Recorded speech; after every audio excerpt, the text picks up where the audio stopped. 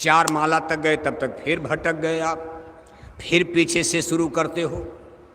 सही रूप से किया जाए तो 15 मिनट का सुमिरन, और आप आधा घंटा बीत गया, पूरे नहीं कर पाते हो। ये मन कितना बलवान है, कितनी इसमें चंचलता, इसकी दुनिया, इतना गठबंधन है।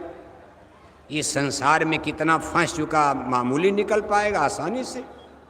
निकलते निकलते ऋषि मुनि अपनी हड्डी गला डाले, लेकिन संसार की ममता से, मोह से, इस माया के प्रपंच से मन को नहीं निकाल पाए। उतना आसान नहीं होता। मौलवी साहब कहते भाई तब तक तो मेरी नमाज ही बीत गई, न धन मिला, धन भी कहाँ मिलेगा, लेकिन मेरे चिंतन में यही था कि कहीं मिल जाता, बेटी की शादी हो जाती, बड़ी चिंता की बात, और तब तक तो माला पूजा खत्म हो गई, नमाज वमाज। तो फकीर साहब ने कहा, मेरे भक्त ने सही कहा, सरमद साहब ने, तू धन चाहता है? ये देख, इस मस्जिद की सीढ़ी पर जहां सरमद साहब ने अपना तालू रगड़ा था, इस सीढ़ी को तोड़, इसके नीचे एक खजाना गड़ा है।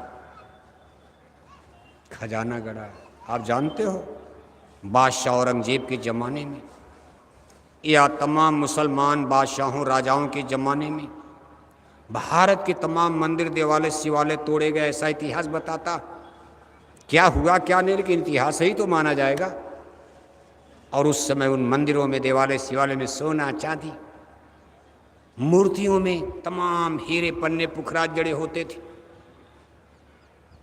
उन बादशाहों ने ला करके इसको मस्जिद की सीढ़ियों पर, कहीं कहीं तो मूर्तियों को ही सीढ़ी पर की, इस पर रौंद करके, जिसकी हिंदू धर्म में पूजा होती, इस पर रौंद करके लोग जाएंगे, मतलब अपमानित जैसे किया जाता हो। अब उनको क्या पता था कि धरती पर लाठी कभी न कभी सबकी कमज़ोर हो जाती। कभी आदमी को अपनी लाठी का घमंड नहीं करना चाहिए। जमाना कौन है? मुसलमानों का राज है, वोट का जमाना नहीं। वोट होता तो हिंदू तो ज़्यादा थे, तब भी मुसलमानों के राज में भी हिंदू ही डर के मारे कुछ लोभ लालच में मुसलमान बन रहे, फिर भी हिंदू ज़्यादा थे। लेकिन जमाना तब वोट का नहीं था, तलवारों का था।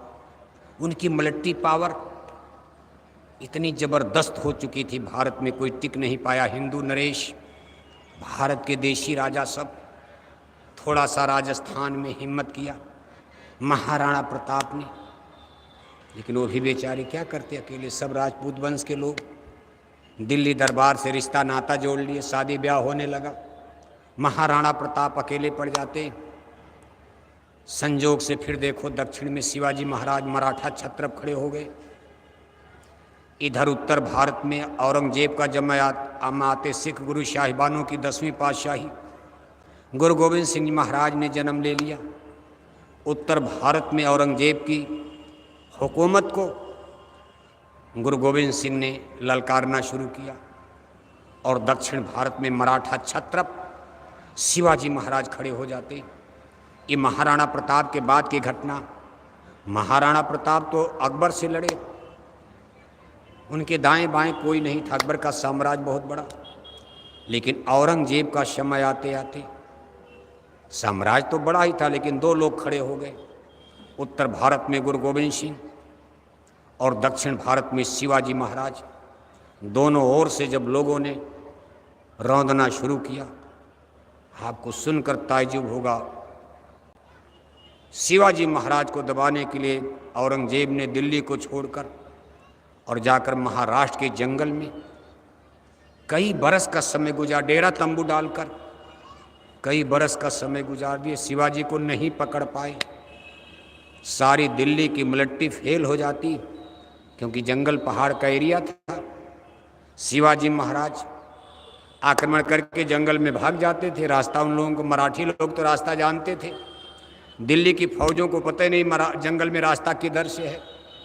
आप जाओ तो इतनी बड़ी बड़ी पहाड़ियाँ हैं, कभी आप पूना जाओ, महाराष्ट्र जाओ, पश्चिम के तट पर कितने बड़े बड़े पर्वत पहाड़, मराठे लोग जानते, तो वहीं जन्म हुआ था। दिल्ली की फौजों को पता ही नहीं चलता था। कई बरस रहने के बाद तब तक उत्तर भारत में विदेशी आक्रमण का डर हो गया। औरंगजेब ने कहा भाई छोड़ो, नहीं तो दिल्ली भी चली जाएगी।